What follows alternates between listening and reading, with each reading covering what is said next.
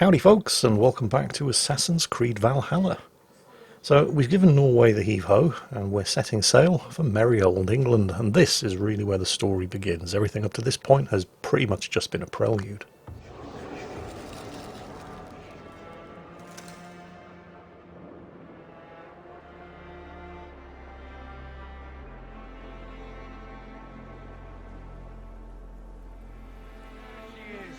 England, our new home. Not a patch on Norway, but we'll make this land our own soon enough. I'm glad to see any land at all, and will be happy to have my feet on solid ground again. We must not rush our landing. All you see here is Saxon territory. The Kingdom of Mercia, largely unpacified. There will be eyes watching us from the trees, with bows drawn and traps set. We must be wary. Randi, dig in your oars, all standing. Have you spotted something? Not yet. Well, let us go ahead to clear the path of any dangers. Then follow our lead when the sun brushes the horizon. Understood. May Thor bless you all on your way. We will see you soon.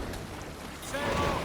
Yes, I'm ready for whatever these green-thumbed fairy folk have to throw at us.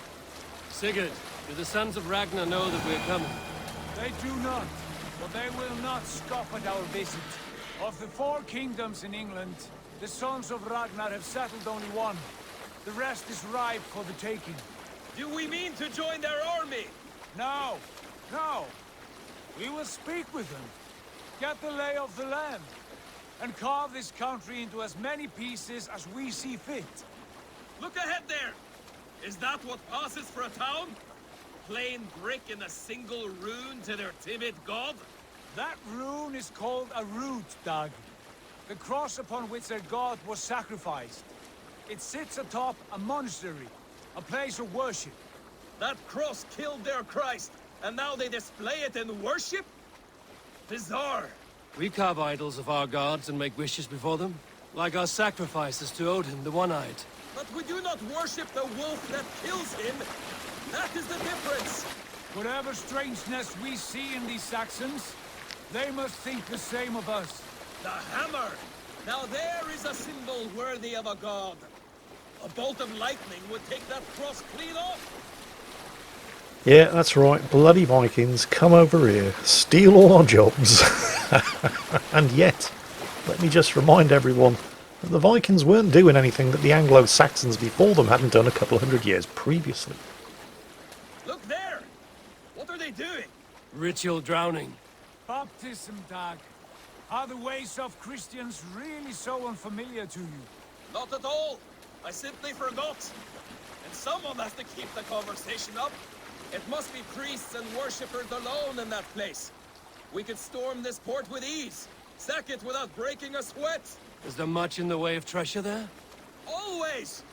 They shape precious metals and cut jewels to their gods. There will be a fortune there. Later, Dag. There will be time enough for raiding, once we have settled. Yes, the Angles and the Saxons were Germanic tribes who came over and kicked the shit out of the Britons after the Romans had packed their bags and left. Come to, stop the boats. Pull up over there. The way forward is blocked by a chain spanning the river. We must remove it before passing on. A chain? Can we cut through it? It's too thick for access. But there must be a way to release it, somewhere in that camp. I will go. And I will be right behind you. No, Dad. You stay here. Should trouble come our way, I want you defending the ship. A good idea. Send out the arrow and keep your sharpest axe at hand, huh? Something like that. Putting a chain across the river like this was actually a thing. I mean, at this point in the game, the Danes have already been here in England for quite some time. And since the Vikings did use the rivers in their longships in order to get around and strike pretty much wherever they wanted without warning, the Anglo-Saxons soon came up with countermeasures like this, stringing chains across the river. In the on-screen pop-up there you can see the Anglo-Saxon name of the county that we're currently in, Leicestershire, or to give it its modern name, Leicestershire. You'd have thought these Anglo-Saxons would have been stood too, given that a Viking longship has just sailed down the river and pulled up next to their river defence chain, but no. Apparently not. This area is off limits. So that's the one sentry taken care of. Oh, there's a guy right there. And I'm spotted. Okay. My axe hungers. These wicker shields that they use, they can only take a couple of blows from a melee weapon before they shatter. Oh, here they come.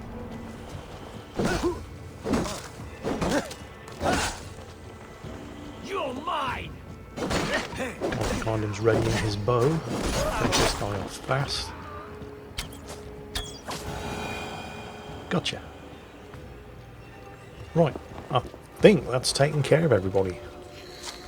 Let's just see if there's any loot here for me to grab. No, my rations are full. This guy's got something on him. 10 silver. I'll take it. This chain is huge, and poorly anchored, it appears. I might be able to Oh, wait. shoot it. Oh, there's another one up there. What's this? Naval chains will hold against the most durable Danish longships. Ah. This is something you're going to have to get used to, by the way, throughout the course of this game. As far as the Anglo-Saxons are concerned, all Vikings are Danes, because up until now, all the Vikings were Danes. The Saxons don't really draw distinctions between Danes, Norwegians, Swedes, Finns, whatever. As far as they're concerned, all Vikings are Danes. So try not to get too offended, Norwegians and Swedes watching this video. The Saxons don't mean anything by it. They're not discriminating. They hate all Vikings equally. Done. Path is clear. Right. Drop the chain. Back to the ship.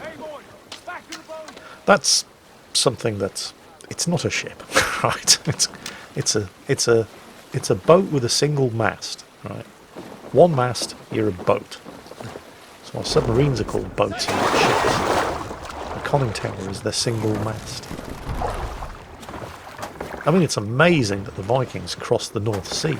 Well, not just the North Sea, they crossed the Atlantic in boats like this. But it is a boat, it's not a ship. Fine work. I say we go back, Sigurd. Give those dogs a good knock around and take whatever treasures they have. Easy pickings. Not today, Dad. We press on until we reach our goal. We cannot afford another surprise. Now be on your guard. It should not be far. Gods, I'm ravenous. I hope they have food and ale on hand when we arrive. You should have sent word ahead of us, Sigurd, to get something on the spit. If Halfdan, Ubba and Ivar Ragnarssons are lacking food in England, then all of us will starve. Have no worry. Ah, I can see it now. A suckling pig, tender and juicy. And ale as gold as the treasures that we failed to steal back there. A man of simple pleasures, aren't you, Dag? And here for it. For my part, I look forward to standing in the footsteps of the giants that built this land. What giants? The great Romans and their empire. Giants of a forgotten age. They held dominion here long ago, and their ruins dot the landscape. Every brick and stone tells a story of conquest and glory. And now, they are rubble and ash. Remade. We will rebuild their empire, brick by brick. And ours will not crumble to dust. All things end, dog.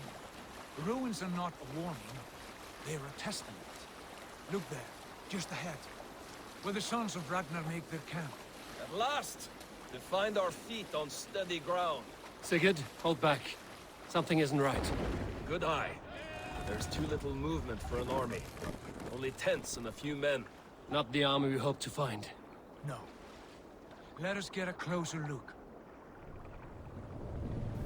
Great. Just arrived in England. Already stuff's going wrong. The sons of Ragnar Lothbrok are supposed to be in charge of that settlement, but it, well, seems more than a little deserted. Those are not Norsemen. They're too ragged and soiled. We should proceed on foot, as we spot the boats. Dag and I will go together. We all go. If they are friends. I wish to meet them as a young. And if they are foes, then we fight them all together. Yeah, I think they've probably spotted the boat by now. It's a bit difficult to hide a boat on an open river. But there's hardly Who anybody are here. these men? They speak with twisted accents. English, no doubt. Dag, Eivor! On me!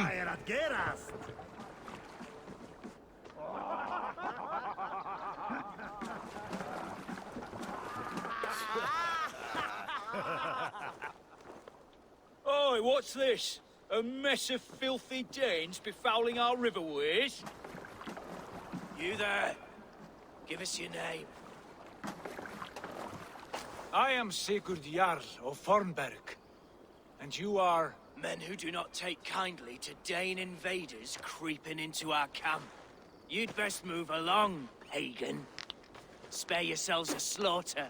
You threaten Norsemen with a play of swords and expect us to cower? I have been 8 days at sea without a drop of blood to wet my axe.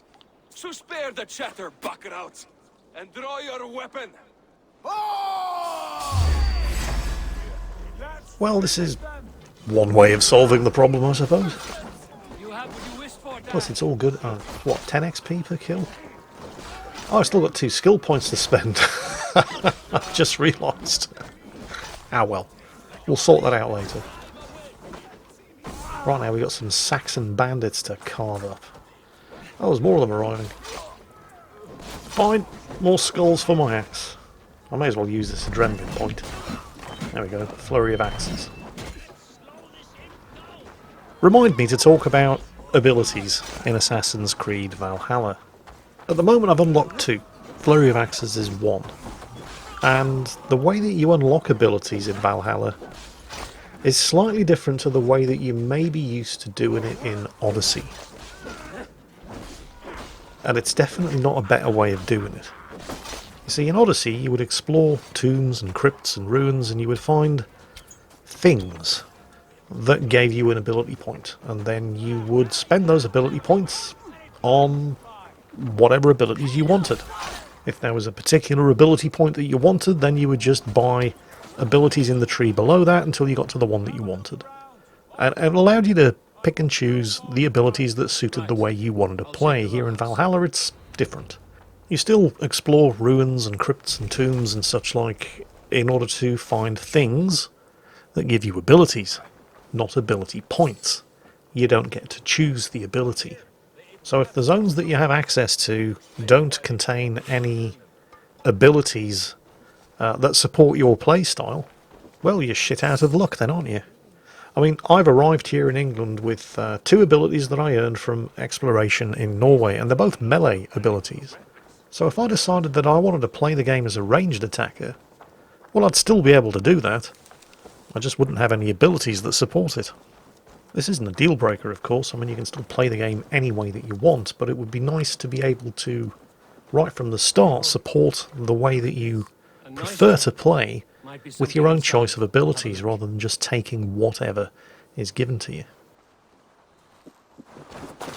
And yes, I do often get stuck on bits of the environment. Well, not often, but often enough for it to be mildly annoying.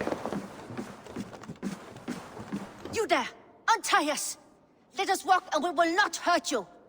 Quite bold in those bindings. I like your spirit. We are very agreeable people, I promise. You need not kill us. Peace, friend. We have no need or wish to hurt you. What are your names? Yenli. I'm a merchant, not a bandit like those others. And this is Rowan.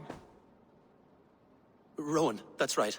I'm a stable hand, that's all. I keep horses and, well, I did, till those brigands sold them off. They meant to sell us next, as slaves to the nearest bidder. But I ripped their eyes out before I let that happen. And how did you find yourselves here? We came to trade with the sons of Ragnar, at Halfdan Jarl's asking. But they were gone when we arrived. Unbind them.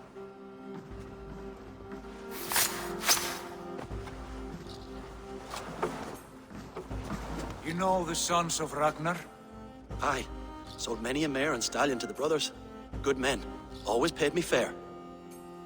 From the look of this camp, they've been gone for some time. Where will you go now? What will you do? Rebuild my stocks, start anew.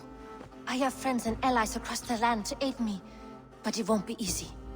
Every town and village needs a stable to keep horses fit and trim. I'll find my footing again, somewhere.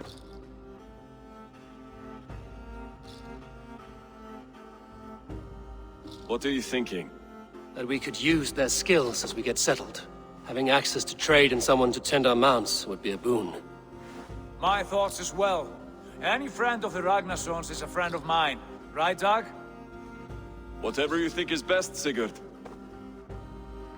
Janli, Rowan, I am Sigurd Jarl of Thornberg, son of Styrbjörn. This is Eivor and Dag. Both of you are free to go, but more than welcome to stay if you're willing to pull your weight. We'd be happy to, if only to get back on our feet. Then let it be done. The Raven clan welcomes you.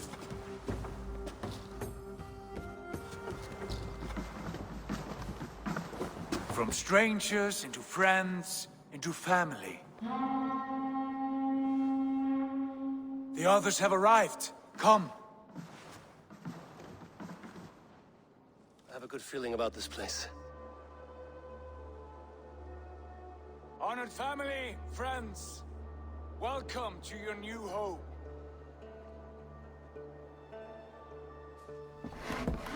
Hey, Norwegian Cassandra's here. That's Sigurd's wife, by the way. Careful, Norwegian Cassandra.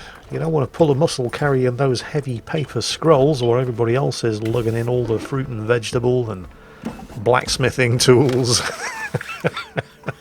You can tell she's the chief's wife, can't you? Some things never change.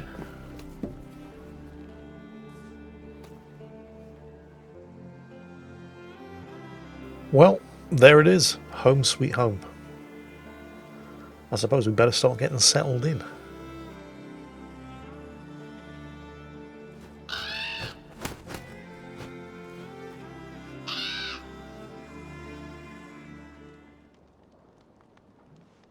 Fine work.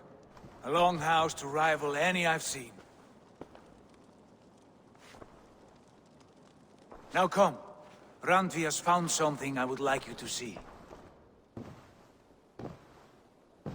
Eivor, Sigurd, I give you England and its 4 kingdoms. Mercia, East Anglia, Northumbria, and Wessex. From the few plans and maps I discovered here, I believe the Sons of Ragnar have pushed further into Mercia, here. My scouts will soon tell me if I am correct. And where are we? Here, in this unnamed copse of trees. Unnamed? We cannot let that stand. What will we call this place? I might have an idea. Ravensthorpe, the village of ravens.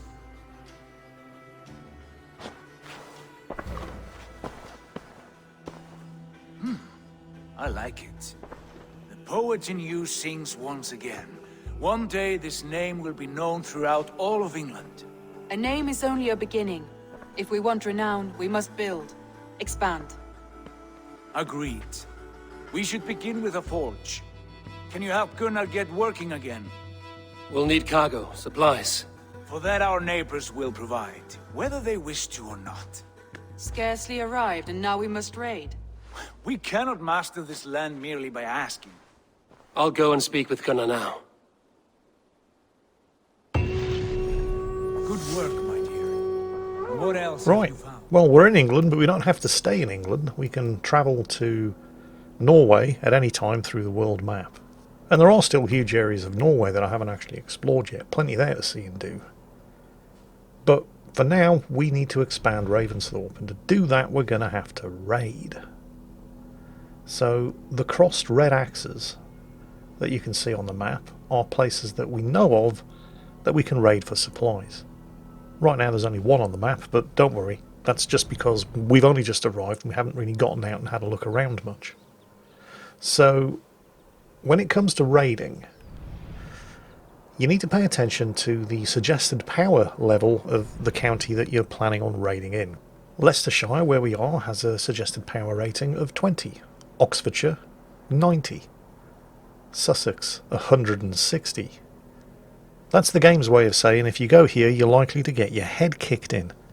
So your power rating is determined by how many skill points you've spent, and it's at a 1-for-1 ratio. Every skill point that you spend increases your power rating by 1. It's the game's way of ensuring that you don't go wandering off into areas that are too difficult for you. I mean, you can, but they'll be too difficult for you. Speaking of which, I have 4 skill points to spend, and this is the skill tree. Now, I quite like the look of that breakfall skill. Oh, hang on, picking that has opened up yet another branch. But I do like the look of that breakfall skill in the part of the skill tree that I'm currently browsing. So we're going to go ahead and take that. This means I'll now take significantly less falling damage, which is a very useful thing to have in an Assassin's Creed game. My issue with this skill tree is you often have to go through a whole bunch of skills that aren't actually useful to you in order to get to the skills that are useful for you. Like, for example, picking skills that increase the damage that you do with the Predator bow. I've put 30 hours into this game, I still don't have a Predator bow. At the same time though, skill points are a dime a dozen, so wasting the occasional point here and there isn't as big a deal as it would have been in Odyssey. Anyway, let's go and see Gunnar, the smith. Not a bad place, Eivor. Not at all. Can I help you with anything? Sigurd wants your forge up and running as soon as possible. For that, we need supplies and riches. Ah, you mean to go a Viking then? Good, good. How I miss those days. Ransacking and pillaging. Blade singing and shield splintering. I would ask you to join us, but you are the only blacksmith we have. We cannot afford your loss. Oh, it's no bother. Better I forge axes than swing them. My place is here, not pulling on the oar of a river horse. Though you do remind me, I found a map among the bandits' rubbish, marked up with the locations of Saxon monk huts. Yes, bandits know as well as we do. Monasteries are full of riches and loot. Take the map with you, and put it to better use than they did. You can often tell when you're playing this game when there's a voice actor that is actually a Scandinavian speaking English. And most of the voice actors in the game, in fact probably all of the voice actors in the game who play the Viking characters, are of Scandinavian descent. But you can tell when somebody is not a native English speaker, when they're a Norwegian or a Dane or a Swede, and they're speaking English, because they tend to pronounce certain combinations of letters in a way that only the Scandinavians do. For example, when Gunnar was saying, good, good, except he didn't say that, did he? He said, good, good. It's a distinctly Scandinavian way of pronouncing that double O sound. That's very different from the way we say it in English. But you'll notice that all the way throughout the game. And it just adds that little extra touch of authenticity, in the same way that they hired Greek voice actors to do most of the voices in Assassin's Creed Odyssey as well. Right, anyway, it's time to go a Viking.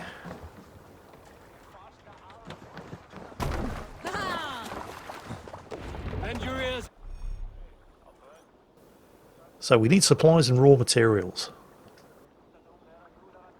And listen all. For the good of our clan, it is time we go a Viking. Today we raid, that tomorrow we may build. At last! We will crack these Christian monasteries like a row of hen's eggs! The Saxons know we are here, Doc. The monasteries will be well guarded. Ah, by nothing more than priests and prayers, I'd wager. And there is, in fact, a Saxon monastery less than a kilometre downriver. Who came by shipping?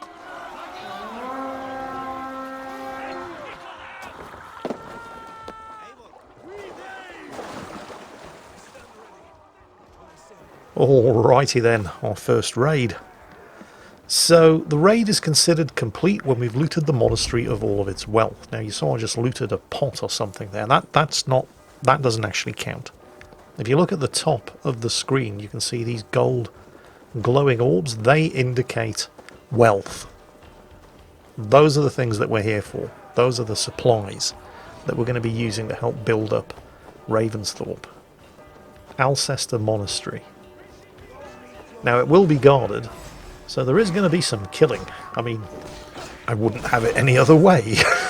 We're here for the looting and the pillaging, and not necessarily in that order. I mean, we are Viking raiders after all. This is kind of what we do. I was more than a little surprised, however, when this happened. I mean, we're Viking raiders. We're here to kill, loot and plunder. And then I got told off for killing. Civilian casualties will not be tolerated. Don't you know who we are? I thought this was supposed to be Assassin's Creed Valhalla. We're Vikings. I mean, the first Viking raids in England occurred on the island of Lindisfarne, just off the coast of Northumbria, not very far from where I was born. There were no soldiers on Lindisfarne. They were just, I think they were Benedictine monks. And the Vikings descended upon them. The monks all dropped to their knees and prayed to God to save them, and he didn't. and they were all slaughtered. The altars were dug up. All of the riches were plundered, because that's just what Vikings did. Now, on the one hand, I do kind of appreciate the spot that Ubisoft are in where this subject's concerned, because they don't want the press calling the game a Christian monk murder simulator, because trust me, they would. And they also would probably quite like this game to sell in the American Bible Belt. But at the same time, it does feel more than a little facetious that your primary source of income in this game is burning and looting Christian monasteries. And they're quite happy for you to do that. Just be careful not to kill any Christians while you're doing it.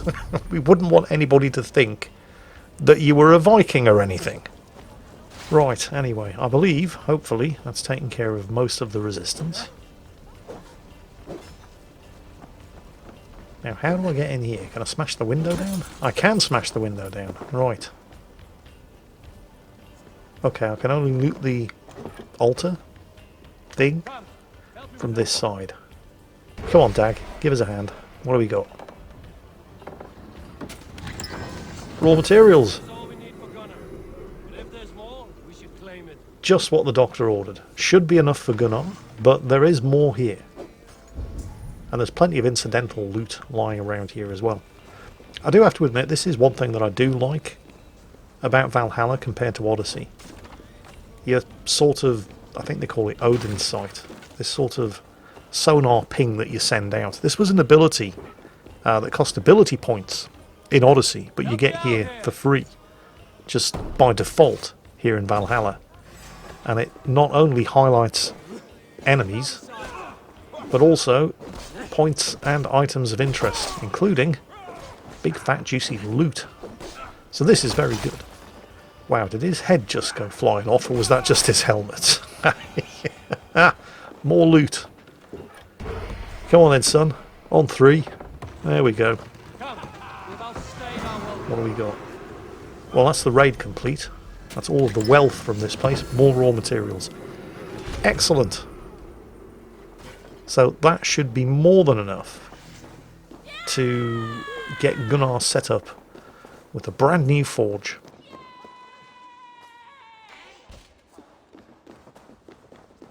Right then, raid complete. Terribly sorry about the mess. We won't be paying for any damage, but it's okay because we didn't kill any unarmed Christians. Well, except for that one, but it was an accident. So it's all good, yeah?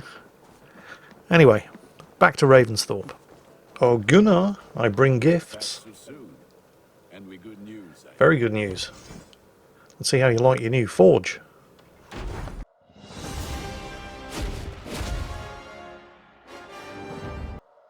There you go. Oh wait, no, wrong game. This is World of Warcraft, Warlords of Draenor. Sorry. Very easy to get these two games mixed up. Simple mistake to make though. I'm pretty sure you can see how it might have happened. This is wonderful, Yeah. Eivor. A forge bigger and hotter than my old forge back in Fornburg. Come visit me anytime. For weapons and gear, there is no man better than me. I will, Gunnar. Have no doubt. Yeah, World of Warcraft players. Do you remember the Warlords of Draenor expansion when you built up your faction garrison? Yep. This is Ubisoft's version. It's pretty much exactly the same thing. It operates much like that, much like upgrading your camp in Red Dead Redemption 2. You go out, you gather resources, you come back, you build and upgrade your buildings.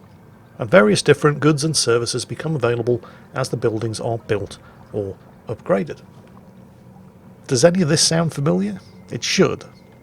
It's fairly safe to say that Assassin's Creed Valhalla does borrow fairly heavily from certain other popular gaming franchises.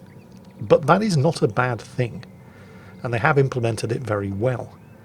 And you'll be very pleased to hear that one of the popular gaming franchises that Assassin's Creed Valhalla does borrow from very heavily are the earlier Assassin's Creed games, the ones that came prior to Assassin's Creed Origins and Odyssey. Because one of the criticisms that was levelled at Assassin's Creed Odyssey, and I loved Assassin's Creed Odyssey, but it was the first Assassin's Creed game I'd ever played, so I didn't have any experience of the earlier games to compare it to, but there were plenty of people who did, and who didn't like Assassin's Creed Odyssey because there was a distinct lack of all of the stealth gameplay that made up such a large part of Assassin's Creeds 1, 2 and 3. And that, I think, was a fair criticism. In Assassin's Creed Valhalla, the stealth gameplay is back, and in a fairly big way. Unfortunately, you're just going to have to take my word for it, because that's all I have time for today. Nevertheless, I hope you've enjoyed today's video, I hope you're all having a good weekend, and I hope to see you back in Assassin's Creed Valhalla very, very soon. In the meantime, as always, take care, stay safe, and I'll catch you next time.